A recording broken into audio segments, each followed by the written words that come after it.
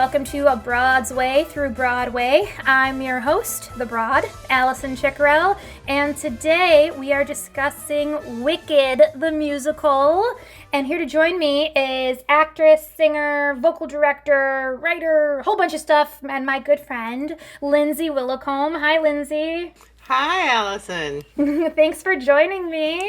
Thanks for having me. Talk about Wicked. So this is going to be fun. This is going to be the first episode where we are discussing a show that I nor my co-host have actually been in or been on the production team for. So we're going to be chatting a whole lot about the Broadway production, some fun facts about the cast and other things about this amazing musical.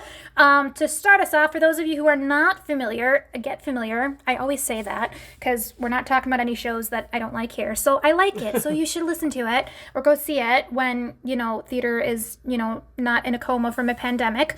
Wicked debuted here in 2003 was its Broadway debut. Amazing cast, including Idina Menzel, Kristen Chenoweth, Norbert Leo Butz, Joel Grey, love him, and amazing other people. That cast was unreal. It was music and lyrics by Stephen Schwartz, who is an amazing person, also responsible for the Pocahontas lyrics, Hunchback of Notre Dame lyrics, as well as Pippin, and I think Enchanted, the movie, was also. And also Godspell. Also Godspell, thank you. I knew I was missing one of his other big ones. Normally we would discuss some awards. Well, here's the fun thing about Wicked. It has been nominated and won so many awards that it has its own Wikipedia page just for Wicked awards. As I was doing some of my research to just get my notes here in order, I found that usually Wikipedia is my source. I'm embarrassed to say, but Wikipedia is my source. Usually there is a section on the musical's page itself where it's just a section of awards. This one, there is a whole other page you have to go to because there are just so many awards. So just mentioning a few, there was a Tony Award won by Idina Menzel for Best Actress in a Musical, Best Scenic Design by Eugene Lee. I think there was also a costume design winner in there, among a zillion other awards, Drama Desk Awards and Tonys, et cetera, for this amazing musical. Lindsey and I were chatting earlier, and I think she even said it's no wonder Stephen Schwartz hasn't done a whole lot of stuff since Wicked. This is a hard show for him to top, for sure. So like I said, background and our relation to the show, we won't have a whole lot to share about, our involvement with it since this show is not available for schools, local theaters, or even semi-professional theaters to produce right now. So we haven't worked on the show directly, but obviously we have a strong connection to the show since we picked it to talk about. So Lindsey, tell me a little bit about your relationship to Wicked. How were you introduced to this show? What were your first thoughts on it?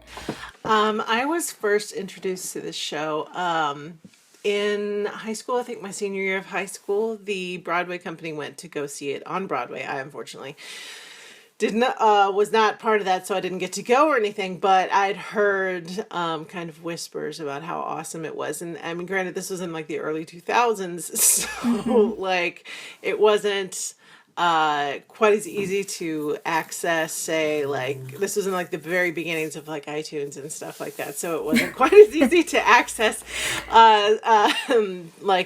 original cast recordings and stuff like that, like it is now. There was no YouTube, like, YouTube had literally not been invented yet, and, oh my gosh, that's crazy. I know, right? Like, we're old, Life man. before YouTube. But yeah, so the first time I ever heard a song from Wicked was at, I think like a graduation party, and some of the high schoolers. Was it for good? It was absolutely for good. Oh. They sang that duet. I don't know. It's just it's a mystery. And I really loved the song, and I kind of, in the back of my head, I was like, well, no, I need to check this out someday.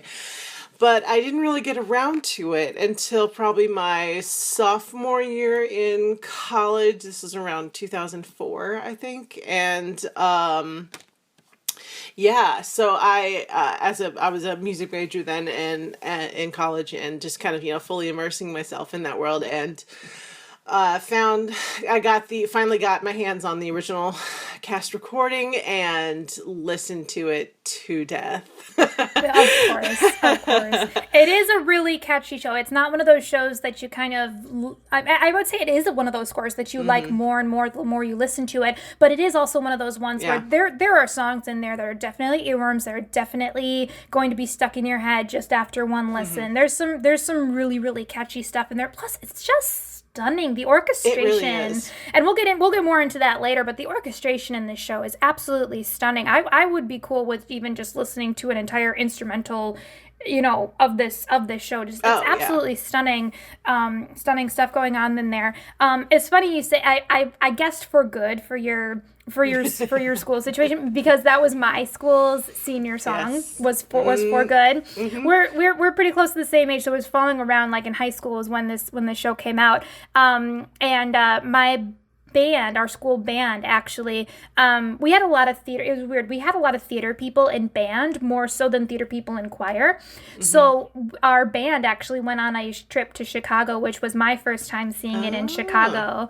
And I was blown away, and I'd listened to the music a bit beforehand, but and seeing it was just, I don't know, I couldn't believe it. And I have to say, I've seen the show 7 times since then.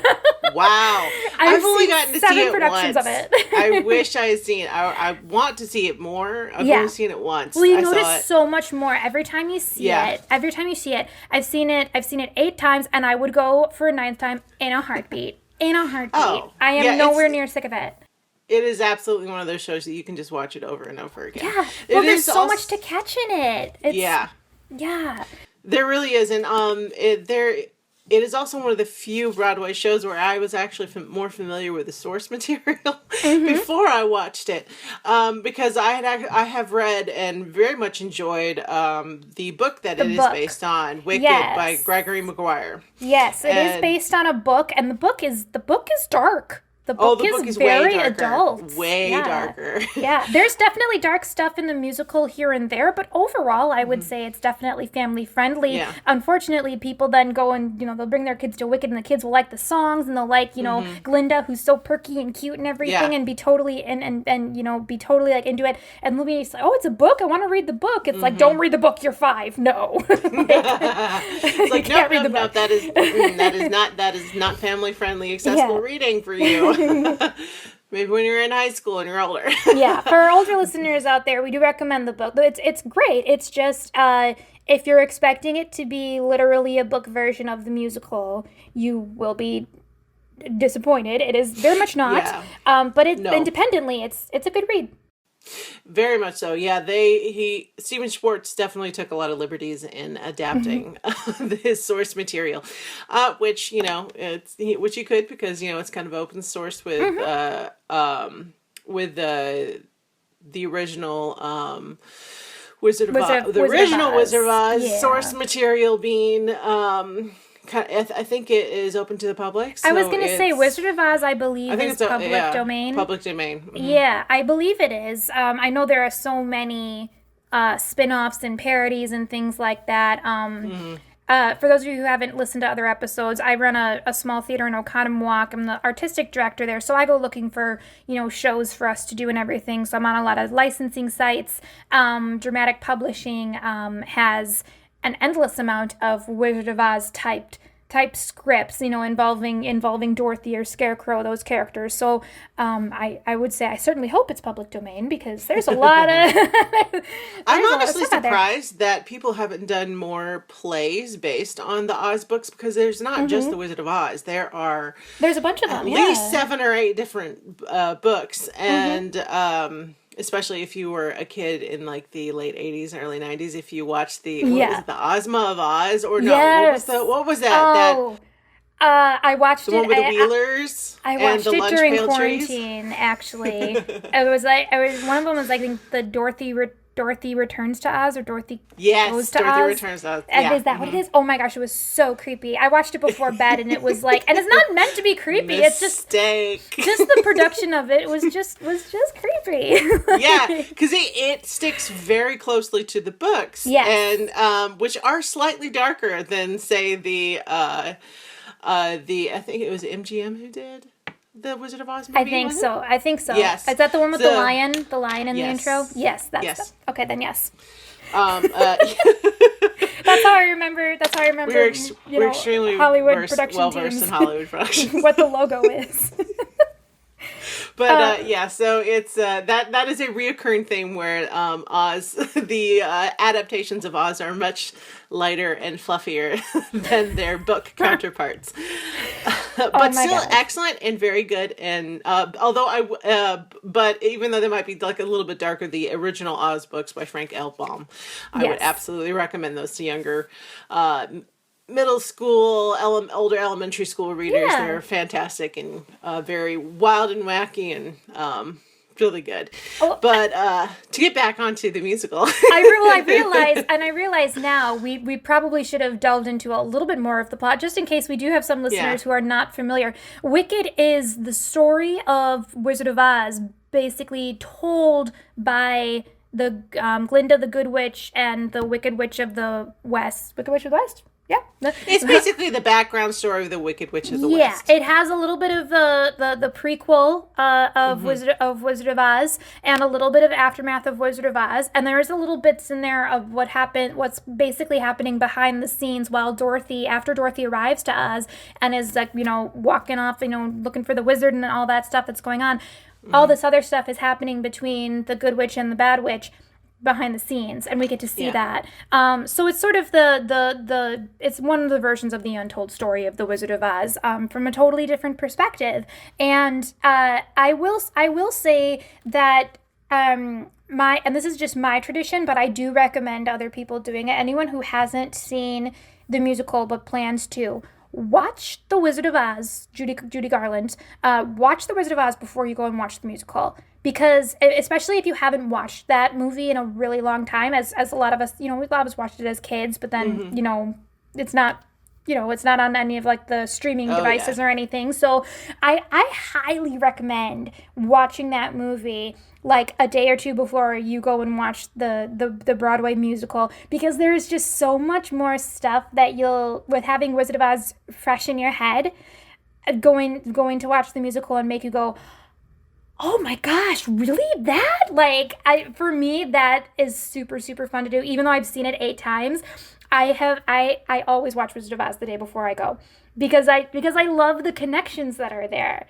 I love seeing, like, it still gives me chills, some of the stuff, and I won't put in a whole ton of spoilers, unless we say spoiler alert, but to avoid spoilers, there's a lot of stuff in there that if you actually really catch the connection of what's going on between Wizard of Oz, what we see in Wizard of Oz, and what we see in Wicked, it's chilling. Like, it's got a lot of really cool little Easter eggs and whatnot for the people who are paying attention and big fans and who Easter eggs is a good way to put it. Yeah. But they're brilliant. So let's talk about the cast. Okay, so original cast: Idina Menzel, Kristen Chenoweth, Norbert Leo Butz, Joel Grey. Those are my personal favorites. We also have Michelle Pfeiffer as Nessa Rose, Carol Shelley as Madame Morrible, and John Horton as Dr. Dillamond. I was not familiar with him before Wicked. But the fun thing about this show, usually you got the original cast, which is like, oh my gosh, and then it's followed by kind of, I don't know. I mean, nothing ever compares to the original cast usually, but it's like this show. There was especially Idina Menzel and Kristen Chenoweth, like.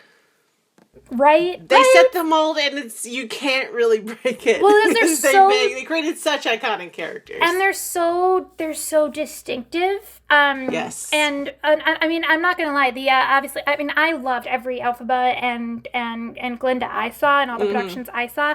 I got to see Anna Gasteyer play Elphaba, which was amazing. Jessica Vosk was the one I saw in the last time I saw Wicked. I saw Jessica Vosk, and she was so different, but I liked it. I liked it. This cast was followed by more brilliant cast, which was really fun.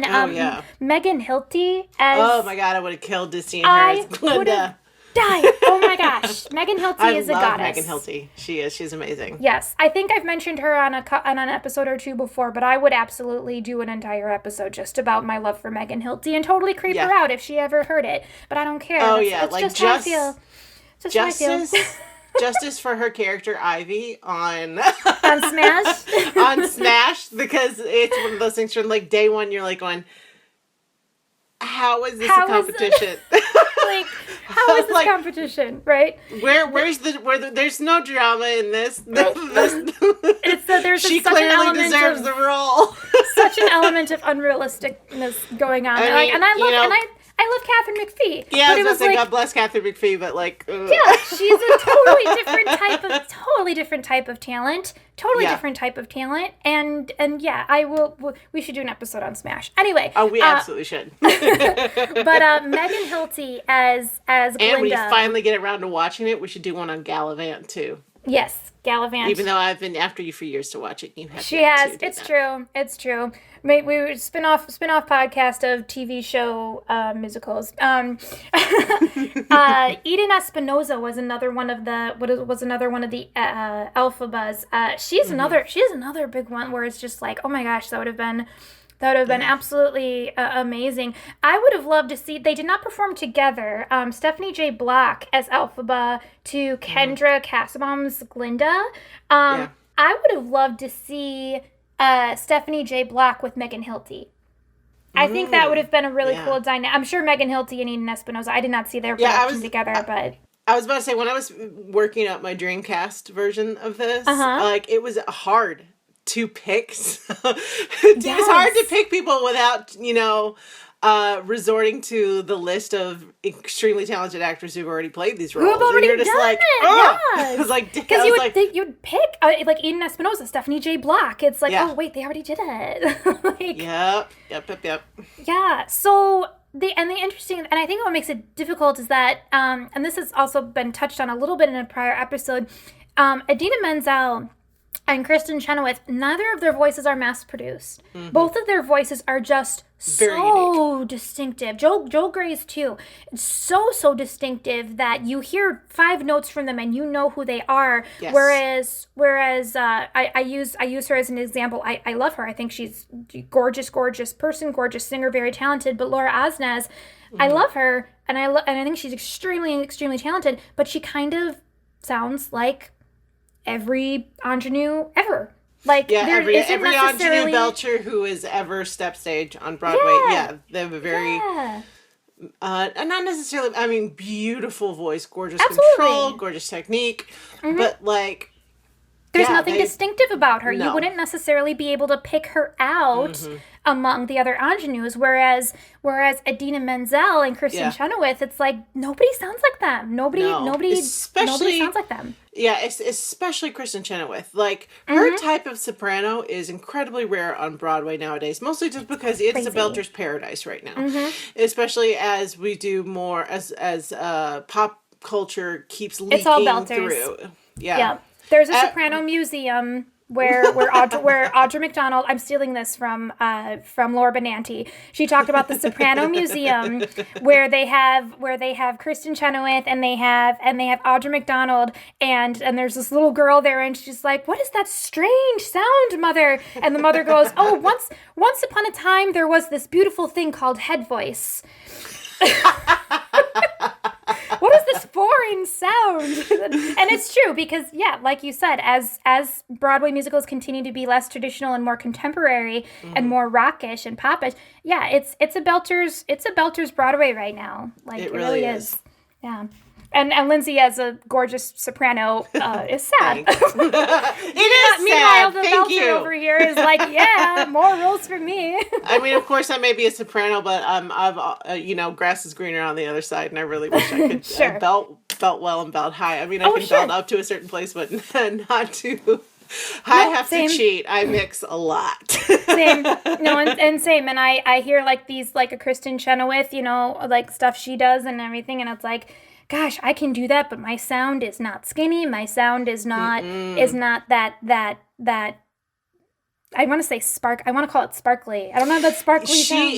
She is a stereotypical coloratura. Yes. She is absolutely a light soubrette kind of coloratura, and that is even rarer in Broadway, because most sopranos in Broadway have a richer tone, kind of like Audra McDonald. She's Audra more McDonald's of is so she's rich. a little bit like, she's like a dramatic lyric, I think, or maybe I can't remember my classical voice. No, I think the lyric soprano. She's a lyric, but she's also dramatic because she's got that heft and rich tone to her voice. It's a darker color of a tone too. Kristen Chenoweth's color, and this goes back to what I said about her voice. Like when she sings high, it's a very thin tone, and it's a much lighter color. Yes, and that's that very color. Silvery, very sparkly. And it is rare, which coming because like circle, Laura Benatti, sounds like her. Yeah, like Laura Benatti, she's also soprano. She's probably, I would say, straight lyric. She doesn't quite have that bubbly, bouncy quality that Kristen Chenoweth does, and she's. And her voice is just so high, it's ridiculous. Yeah, right? Like, I remember, like, as much as I absolutely loved the little snatches that I've seen of her as Glenda from extremely legal sources, one of my favorite performances from her has probably... her version of Glitter and Be Gay. Yes. From my PBS's Great Performances. Oh my God. You guys, stop listening to our podcast episode right now. Put us on pause and go YouTube that. Yes. It is a masterclass in just such good comedic performance, amazing timing, and just vocal gymnastics. She blasts the roof off of that song. It is difficult. It is one of the more difficult soprano songs in the Broadway repertoire, and she just knocks it out of the park. And so then a follow up to that, obviously having to follow these amazing singers. Tell me about your dream cast. Who did you like? Do you have one? Because I don't have a full dream cast. I have a couple that I would like to play around with, but yeah. And I had to check and make sure it hasn't been done yet. Yeah, it's like, okay, if I got to be God, I mean, director. And some of this is me bending a little bit of the laws of time and space a bit. But sure. For Elphaba, for Elphaba, she has this kind of journey of, being the one who's always on the outside in and whatnot. And Broadway hasn't really done a lot with that. They've generally cast very, able-bodied white brunettes, essentially, or not brunettes, and just, throwing a wig on them. And and there's that who basically, like, they use the skin tone of being green to kind of stand in for that differences. I'd love to see an actress of color do it. I would also like to see an actress of size do it. And one person who I would love to see as Elphaba is Bonnie Mulligan. She is otherwise known as Belting Bonnie. Look her up on Instagram. She's fantastic. She's hilarious. That's fun. And she was in Head Over Heels. I think that was it was kind of a jukebox musical that was hilarious and really cute and got a lot of really good reviews. But anyways, I would love to see her as Elphaba. Nice. In my Hollywood stunt casting, I would like to see Galinda, played by Anna Kendrick. I think she would bring really interesting energy. That she's also got that very light. The problem with casting a Galinda is Kristen Chenoweth's voice is that role as a soprano it's difficult. It's higher. It's complicated. It's complicated. A complicated character. It's a complicated voice, and you have to have a lot of range to do it because there are some parts where she's like in For Good, she's taking the low harmony. She is, with yeah. stuff, and then she's, she has her big entrance where she is, singing way up in the stratosphere with a bunch of color tour runs. And the song "Thank Goodness," which I believe is the Act Two opener. Yeah. Thank goodness, she is belting and sparkly high soprano stuff back and forth all over throughout that song. I sing that song usually as a part of like after I'm warmed up to warm myself up energy wise because it opens up all my registers because it's all over the place. Oh, totally. And but I think Anna Kendrick can do that. I know a lot of people are like, and I know she does have a Broadway background with her, but yeah. It's one of those things. I think she would bring a very interesting energy because she can be pretty warm, but she can also be sassy. Very sassy, yeah. We'll put the PG I think term she of would that. do well with Galinda's snobbier side. Yes, especially with Popular. It's nice to see me, isn't it? Yes. Yeah. And I think she'd bring a little bit of an edge to the character, which I think is a good because if Galinda doesn't have that edge to her, there's not much of a character change. If she's just bubbly and kind of an airhead, there's not much of a character arc there by the end of the musical, but if there's a teensy bit of an edge there, then I think that would make that much more interesting. Absolutely. Who's your Fiyero? Jeremy Jordan. Of course. Obviously. Of course. Because I was like, when I thought of that, I could not think of anyone else. I'm like going, how has he not played it? How has he not played Fiyero? And I'm just checking here to make sure. Yeah, my Fiyero, it's the same as Jeremy Jordan. It's very much, how has he not done this part? How? Yeah. Because my Fiyero is Jonathan Groff. Really? He's never played it? Are you know.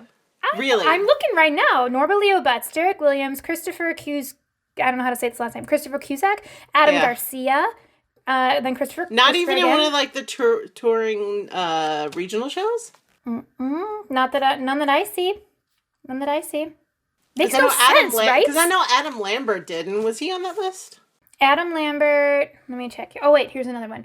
Ashley Parker, Sebastian Richard, Taye Diggs. When did Taye Diggs play Fiyero? I know, right? Oh my gosh, I'm in love with that. Well, especially since at the time I think he and Idina Menzel were still married. I have a mad crush on Taye Diggs, so pretty much Taye Diggs can do whatever he wants. On or off stage. West End replacements. No, I will triple check during our break, but I'm looking at all the casts here and I do not see him. He must have, but I feel like he's played it. Yeah. So I don't know if because he's got the right energy for Fiyero. Like you have to kind of have that bouncy, boyish, little bit of a devil may care attitude to it, and both of them I think would be amazing. Yeah, with that. I definitely think so. Listen, tell me one more on your dream cast, and then we're gonna take a short break here. Okay, this is the one where I'm slightly bending the laws of time and space. I want Tim Curry as my wizard. Oh my gosh, make it happen! Oh my gosh, I love that. You guys, Lindsey is a brilliant casting director. Oh my gosh, seriously, I love that. Okay, because he's that perfect, like slightly menacing con man air. Like he can be the bouncing, hilarious, super charming, and he just has that slight dark streak in him that would just that would be just perfect for that role. And bending laws of time is okay. In the last episode, we were discussing Bye Bye Birdie, and I talked about Nathan Lane, how I'd want him to play Albert, or also the dad, Mr. McAfee. And it's like, well, obviously one of those would work, and one would have worked 15, 20 years ago, and one would work now. So playing with the laws of, these are dream casts. We can do whatever we want. But exactly. But yeah, Tim Curry, oh my gosh, I love that. Well, on that note, I'm going to go and literally dream about this cast while we take a short break here. Quick short break after this word from our friends over at 6'5 Media.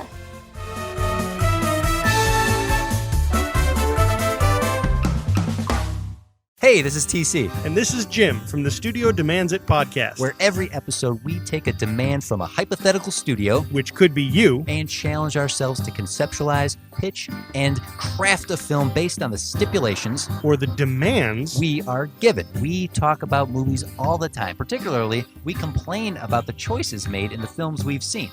We're nerds like that. And, of course, like any good nerd does, we automatically assume that we could do better. Even with the demands and restrictions that clearly must have been put on by a production. So head on over to studiodemandsit.com and listen to our previous library of episodes.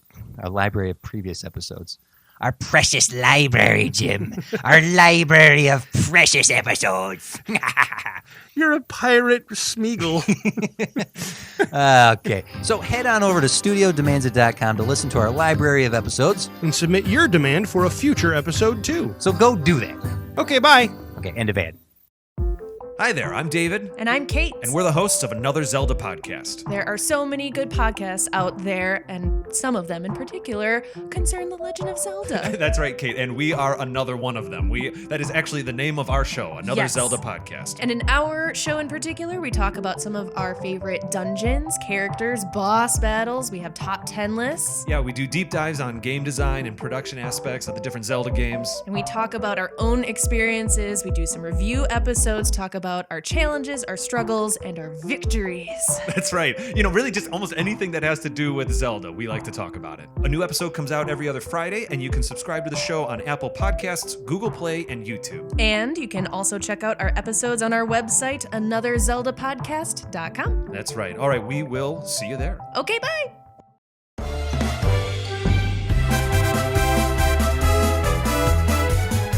And we're back. I hope you enjoyed intermission. Lindsay, how was your intermission? Did you go to the lobby? Wonderful.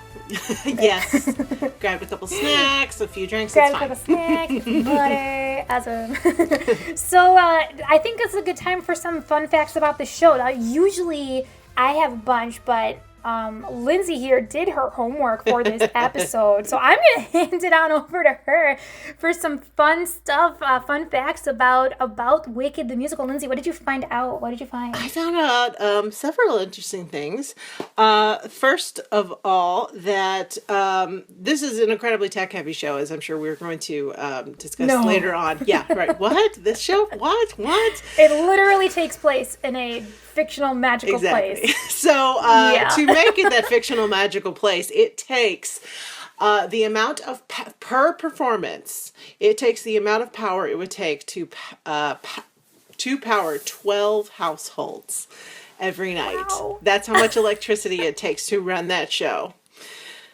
And we wonder why Broadway tickets are so expensive. Exactly. And on that, they also have to pay for 250 pounds of dry ice per performance to make all those stunning, foggy, dramatic entrances for Alphaba, which is a lot of dry ice. That is a lot of dry ice. There's so much dry ice.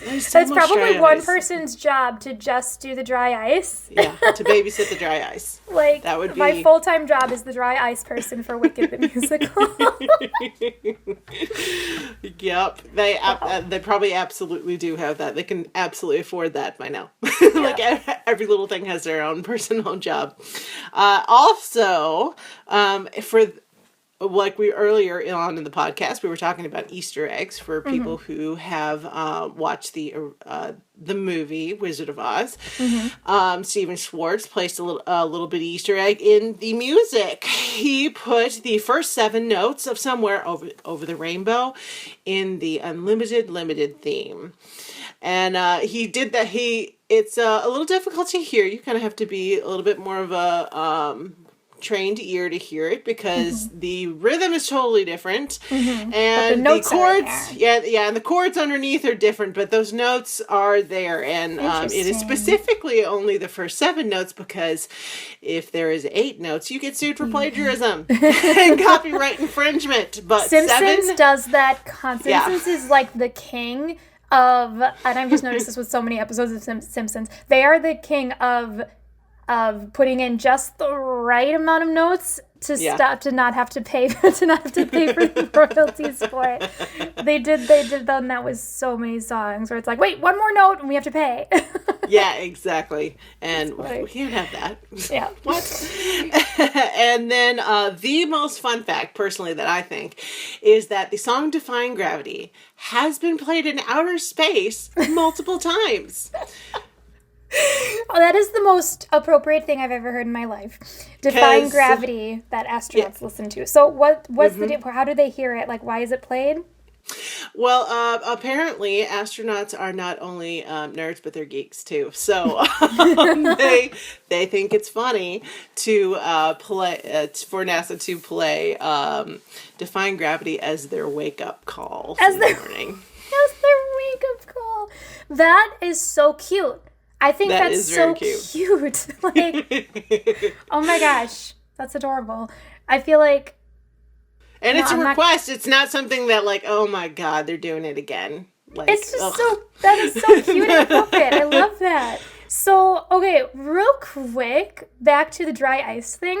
While you were sharing that fun fact, I just decided, because how much dry ice was it per performance? 250 pounds.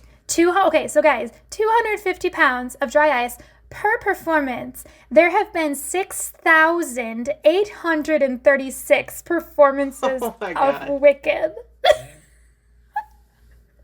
So that is a lot of dry ice. I'm not doing that math, even though I have a calculator right in front of me. That's insane. Oh my gosh. That's over crazy. 1 million. I think. I believe. Yeah, that's over 1 million pounds of dry ice. Wow. And counting. My gosh. Not anymore. The dry ice should have a credit. Does the dry ice have a credit in the playbill? It should have its own credit. It should have its own bio in the playbill. Oh my gosh, that's crazy. All right, so we've tiptoed a little bit around this. The tech aspects of the show. So as we've said, Wicked is not available for licensing yet. Someday, and I always wonder we're in Milwaukee over here, Milwaukee and surrounding areas, and I always wonder which theater is going to be the first to do it when those rights come out. Whoever can afford the hydraulics, because the original budget for this was $14 million, and that was back in the early 2000s. And it's more, and so it's going to be more now. Well, I can't imagine what even just the license cost. For those of you not familiar with how licensing works, it costs thousands. Even for a small theater like mine, a 50-seat theater, our licenses usually cost anywhere from $1,000 to $3,500, depending on how popular or non-popular the show is. And that's for a tiny little theater. And the more seats you have, the higher that cost is. And that license cost, a lot of people don't know that license cost. It's not for your whole show, your whole production, everything that goes into that, making that production happen. It is just for the piece of paper and the script. That's it. Yep. That's all that's included in that thousands and thousands of dollars for a piece of paper. And so when I'm thinking about like what our license cost was for, like, for example, Seussical, and then I think when Wicked finally becomes available, and it's like, I cannot imagine what that license cost is going to be. It's going to be insane. It's going to be insane, but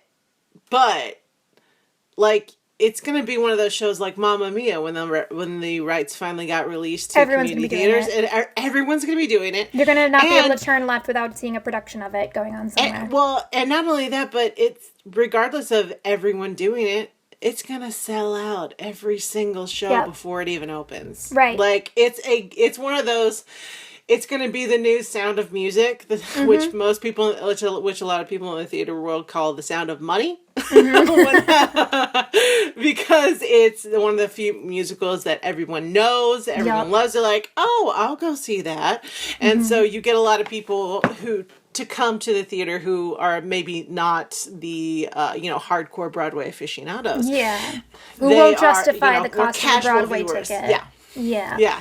Or even just a regular theater ticket. That'll actually get them in because they're familiar with it. They know it. And they're like, yeah, sure, I'll spend a couple hours, suspending my disbelief that I'm in the Austrian Alps for a few hours. So tech aspects all over the place in Wicked.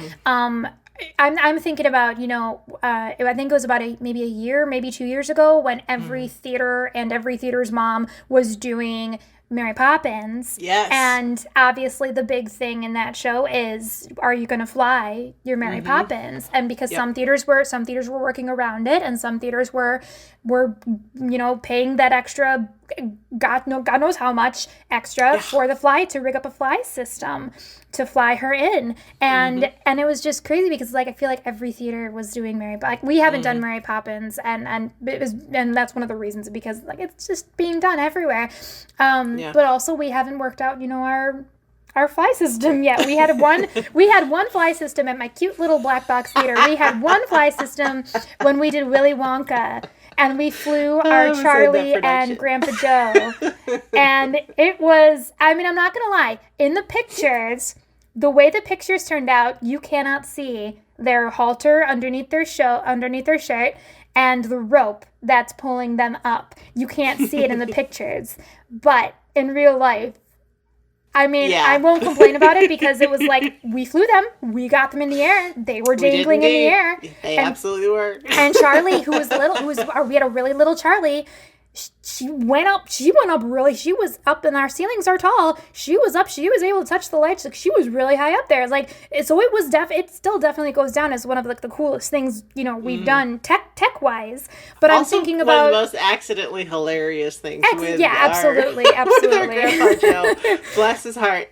Yeah, absolutely. Yeah, our Grandpa Joe, who was, obviously 3 times the size of our Charlie, because our Charlie was a little kid, getting him up there as high as it was fun. It was fun. I will say, though, that because that scene, when you're flying those actors, it can be comical, and it works to be comical, versus the end of Act 1 in Wicked, when Elphaba is flying for the first time.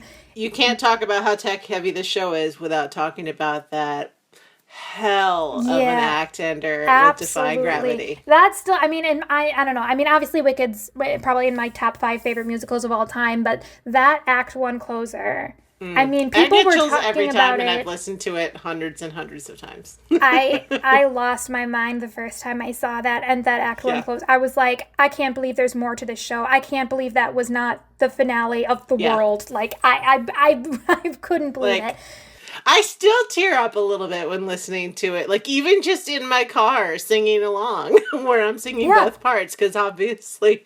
I can't do it without picturing it. And even though my jam from the show is Wizard and I, more so than Defying Gravity, just because it's an easier solo as opposed to Defying Gravity, which has a lot of chorus in it. It has a lot of ensemble in it. It has some Glinda stuff in there. But Defying Gravity, as that Act 1 closer with her, on that fly system, it's just, and just all the tech around, the lighting effects and everything. Yeah. It's that sort of thing where I'm thinking about the way we flew Charlie and Grandpa Joe would not work. No, it would probably not work for Wicked. It would completely ruin, because our Grandpa Joe, it wasn't, with our Grandpa Joe, the problem, with our Grandpa Joe, the problem wasn't that, it wasn't really getting him up in the air, it was keeping him still and facing forward. And I was like, can you imagine if we used the same system? Yeah. We used the same system for Elphaba, and she's flying up in the air, and she keeps getting twisted and facing away from the audience during this insanely pivotal, heart-melting, exciting, oh my gosh, I can't. So yeah, you would need a legit fly system. It would ruin the entire moment, but it would be hilarious as an audience. like I said, we'll save it for the parody. Yeah. But for a theater with a bigger budget than my cute little black box children's theater, for First Stage or Skylight, Milwaukee Rep, those theaters who actually have that little thing called a budget. A budget more than $5. I'm sure they would do well with a legit fly system for that show. There's also while we're on tech elements, there's also the Emerald City scene when Glinda and Elphaba first go to the Emerald City, and how many green. I did not know there were that many shades of green that could be produced on a stage. When I saw, I was blown away. And my favorite color is pink, but this was the most impressed I've ever been with a color that wasn't pink. And going off of budget, the costume Yes. the costume requirements that you would have for this. It is definitely one of those, like off the top of my head, it's like similar to the producers, where the ensemble has so many costume changes. So many It's a costume busy changes. ensemble in this show. It's a very busy ensemble. It's definitely one of those where the ensemble is the unsung hero of that show, particularly with all the choral arrangements that are It's not amazing. an easy score to sing. It is not. It is not. Oh. I have I've performed in some of the choral stuff when I was doing a cabaret. That was we called it a Feast of Stevens. We did stuff by both Stephen Schwartz and Stephen Sondheim. And obviously the Wicked finale was one of the ones that we did. And but it was super fun singing that. Just like it's amazing to hear it. It's even more fun to sing it, especially if you get to sing some of the really high notes with the Wicked. Yes. So it is that just chord. yes.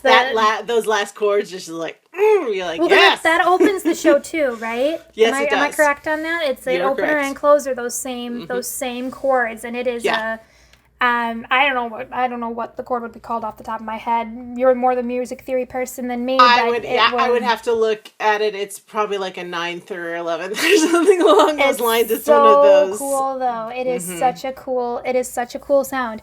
No wonder they open and close the show with it. But yeah, I think I think it's crazy to me the tech elements needed and what kind of budget you would need for this show when it finally does become available.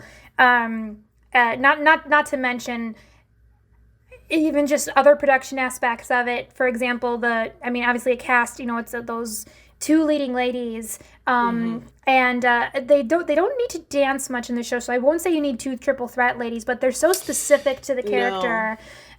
There's such specific needs vocally, and such specific needs character development wise and character depth wise, that you need. And not to mention, like you said, the ensemble's a very heavy ensemble show, and they have a lot of they had a lot of work to do. And then what's the monkey's name? There's the monkey character, Chicorel, I think his name is. Yes. And you practically need a someone with circus experience, someone with acrobatic experience for that character. It's extremely physical, and so you need a whole bunch of people with all these like outside talents. I mean, the one thing is very much like Pippin in that way, which surprise, another Stephen Schwartz one. Another Stephen Schwartz. Yep.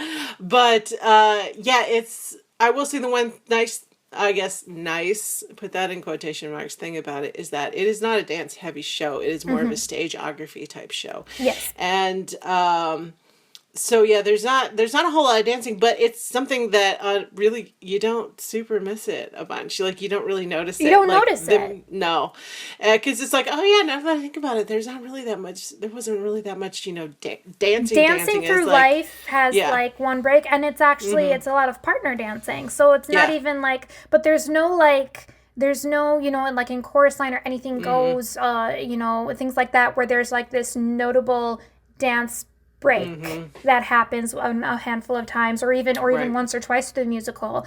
It's not known for its dancing or its choreography. This isn't a Fosse production. Right. But that's okay. But like you said, you don't. There is so much else to focus on. Oh God, yeah. So much else that you don't even notice it. Yeah, especially since like if you're someone who has only listened to the original Broadway cast recording or any of the other cast recordings that have happened.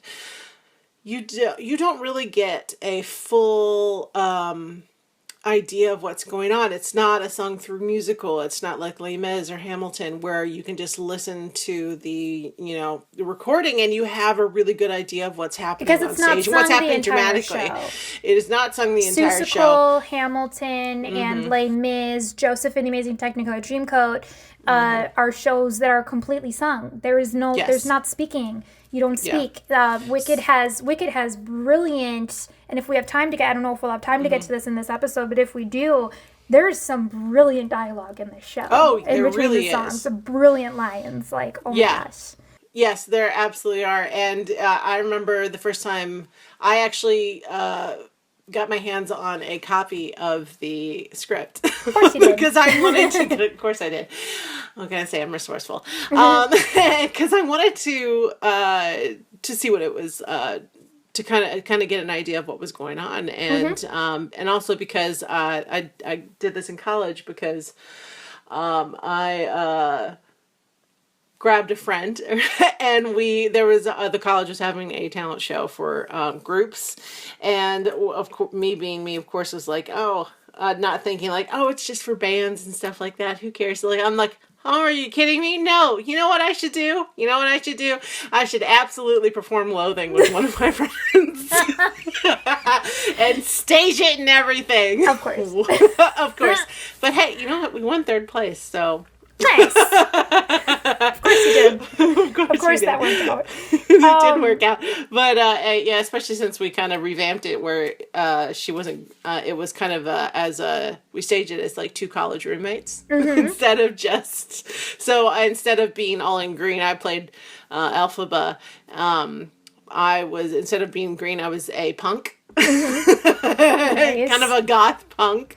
That song works on so many. It really does. So many levels, but it's so accessible for a lot of different situations that fit into a cabaret or fit into a review or even just out of context as like a solo act. Yeah, that it just really works because there's so much fun. There's so much fun stuff going on in there.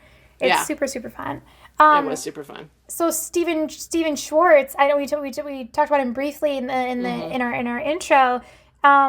Stephen Schwartz is responsible for Wicked, and like you said, hasn't done a whole lot since, understandably. He's stuck more to doing animated Disney musicals, essentially. Yeah. So I mean, the lyrics, thank goodness he blessed the world with it's like, and he blessed the world with Hunchback, Pocahontas, and one of my favorites, Enchanted. That was one of my favorite movie experiences ever. It was just so happy and so nice. And Amy Adams was just, chef's kiss, amazing. Yes. She would be cute, back to our little game of Dreamcast. She would be cute, actually, as Nessa Rose. I would like to see that. You know what? I also think she would make a good Glinda. Yeah, that too. If she had, I don't know if she has the vocal range. That's what I'm not. She certainly has, that's why I put her as Nessa. Yeah, like Nessa has a little bit less of a vocal range need. She's got that light soubrette, but I don't know if she's a coloratura. Exactly. I don't know if and she's also, I think she's an actor, Hollywood actor who also knows how to sing. I don't know if she's necessarily got the training and things like that behind her to handle Glinda, but I don't know. I have no idea. It might be just that no one's seen it. She did a lot of theater in, because I think she's from Minnesota. I think she did a lot of regional theater musical stuff there. So she's like... That'd be interesting. Throw her on the Dreamcast. Throw her on the Dreamcast. I don't think we had a Nessa Rose on the Dreamcast that we talked about in the first act of this episode. So let's throw her in there too. But Stephen Schwartz, right. So I was just reminding myself of some other, items that he's done, and I came across Hunchback, and I was like, wait a minute, Hunchback. I was like, that was Alan Menken, but I forgot it was Alan Menken didn't do the lyrics. So, but I like that. I like that team of Alan Menken and Stephen Schwartz. Because Stephen Schwartz is a wonderful lyricist. The Enchanted, and then his 2 other big Broadway shows before Wicked were Pippin and Godspell. Yeah. Yep. He is interesting as a composer because like Godspell is stylistically nothing. And that's what that's what we like to discuss with these composers. So we have, things like Stephen Sondheim, he's definitely got his style. Like you hear a little bit of a song and you know what you think. Jason Robert Brown, also very, very, very, very specific style. John Williams, I know not a theater composer. He's a movie score composer, but Jurassic Park and Harry Potter and Star Wars all kind of the movies you have never seen. The Star Wars, I knew the Star Wars. I haven't seen the movies, but I love the score to those movies, I will say. But all these composers have They have a specific style, and it's not a bad thing. It's what keeps them recognizable. No. Not to say all the songs sound the same. It's not that they sound the same. It's just the style. Yeah. The style, instrumentation use, certain like little motifs that they'll recycle. Yeah. So do chord you hear progressions, that sort of stuff. You know what? I was do you hear thinking it with about his it. stuff? Kind of. You can like more so with Pippin, I think, Mm-hmm. and I think Pippin's the closest that I think, and also like Pocahontas and some of that stuff. Like you can kind of hear it more in his lyrical stuff. Like Mm-hmm. he also did Children of Eden, which I have done a little bit of. I did. I think I in the Feast of Stevens cabaret thing that I did. I performed. I think the title song from that Okay. Children of Eden, which is a big solo ensemble number, and yeah, it was one of those things where that is certainly much more simple musically, and you can see why it's kind of not. It's not done very often. It's not that it's not good. It's just like it doesn't have that wow factor that say I don't think there's a lot of commonality, like besides being kind of more in the more sort of like modern-ish Broadway style between Stephen Schwartz's stuff. I think he experiments a lot with and also it's what's interesting to me is how long he takes in between his musicals, like because I didn't know Godspell that. was done in 1971. Yeah. And Pippin. Pippin was that in the 80s or the early 90s? I was gonna say I think early 90s, and I always think, and this is there's something about the score of Wicked that always sounds modern and contemporary. Yes. There's something very, very something about it that always makes it still feel like a new musical. And because I didn't even realize that, like I thought about, this came out in the early 2000s, like, in high school and everything. Yeah. Like it was my favorite show when I was, in high school. And then, about 4 or 5 years ago, I did a review with some of my students at the Box Theater. And I put in a couple songs from Wicked, thinking this one will be easy for them because they know this show. Because this is a newer musical. This isn't like Oklahoma or Cinderella or something old that they're not familiar with that came out before they were born or anything. This is a new musical that they'll know. And the kids didn't know it, and it dawned on me. It was like I was like, wait. I'm thinking about this timeline. It's like, this came out in 2003, and these kids, I'm thinking like 5 years ago, these kids were all like 12 and 13 years old. It's like, this is not a new musical to them. No. This is an old musical for them. And I'm like, first of all, that made me feel super old. And I usually don't feel old. Like, I usually don't feel grave old. and put it in my coffin. Like, oh my God. So I was like, okay, so I guess like I have it. It has not dawned on me, but Wicked is not a new musical. It's not a new musical anymore, even though it sounds. It is 20. It's legit 20 years old, I think. Ew, yeah. I cannot handle that. It's like, I feel like this musical has only been around for like 5 years tops, 5 years.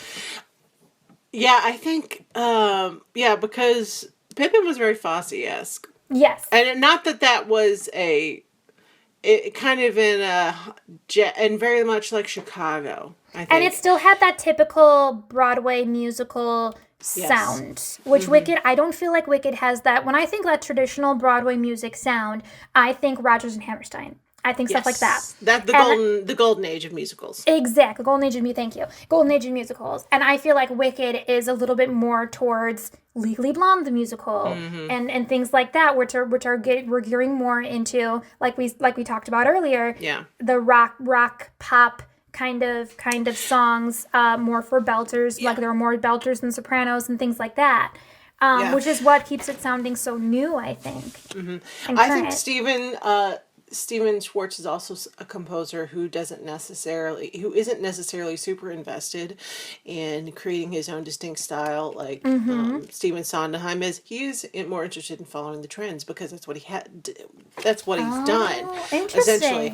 Because with I think Pippin.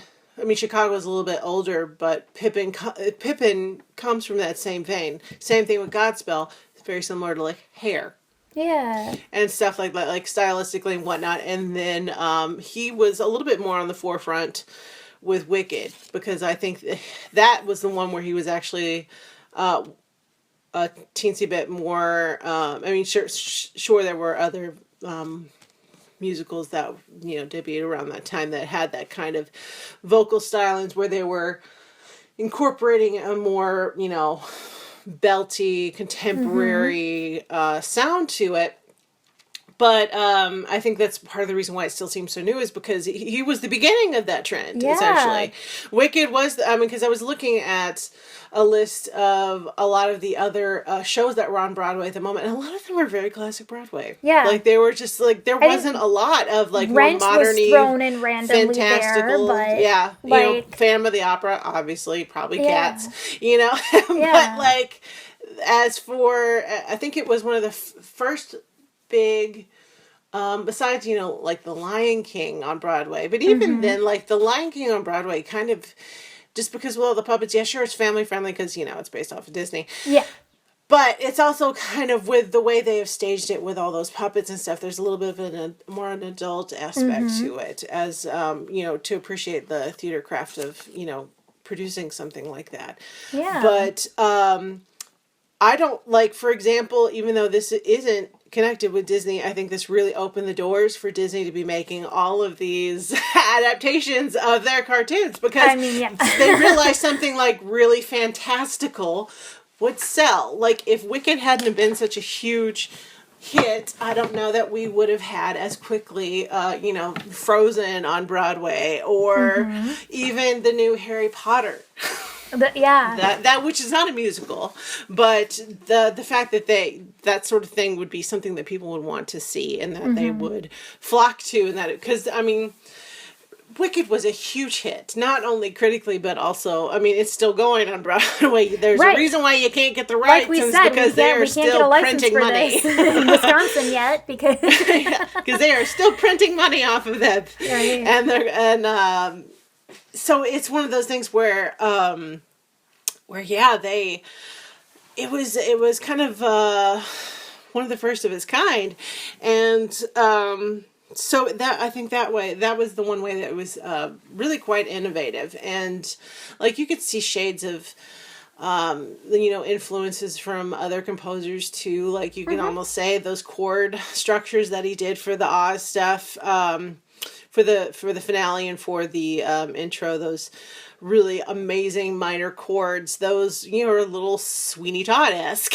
They are, yeah. And I think I'd have to double check on this. Don't quote me on this. I'd have to double check on this. But I feel like I have read it in an article that Schwartz does have inspirations that happen from Sondheim. Like that. Who doesn't? I was just going to say, like, maybe I feel like this was an article for every composer ever. Yeah, has inspirations from Sondheim that ends up in their music. But I do specifically feel like I read that somewhere, that there is like Sondheim-esque things that happen in his music, because he is inspired by that style as well. And while it won't be necessarily quite as complicated, and quite as unique as Sondheim, but you do get a little bit of that in his work sometimes. Yeah, I feel like Sondheim is a composer whose work goes down deep. It's narrow stylistically, because it is more so just his own style. Yeah. And and he's not trying to keep up the trends. He's not trying to, to do anything. He is wanting to make musicals that sound exactly the way he wants them to sound. Yep. Which is admirable. To not fall into those trends. There's the reason why he's one of the modern godfathers of the American musical theater. Right. And but I think that Stephen Schwartz is more of a broad, wider composer, to where he does kind of follow the trends, and it's one of those things where, and it's, you can say, like, I guess for your own kind of, praise as a composer. Yeah, maybe if you want more, accolades for your own distinctive style, sure, you can go the Stephen Sondheim way, but Stephen Schwartz has more versatility. There's more versatility. There's more versatility there, and there's more. It's also like, it might be just more fun for him. Like when we've done this sort of stuff, I want to try. Yeah, exactly. And so, and I think, especially, that might be his ethos, especially since he takes so long in between musicals. He's like, when he's not going to do something, unless it really inspires him. Like, apparently he read the book Wicked by Gregory Maguire on vacation. And was like calling his agent in the middle. It was like, we need to get the rights for this immediately. Wow. And like, it was kind of very similar to, Lin-Manuel Miranda with the Ron Chernoff, I think is his last name, biography of Alexander Hamilton. So it's one of those things where, like, inspiration struck, and now we have this amazing musical because of it. Right.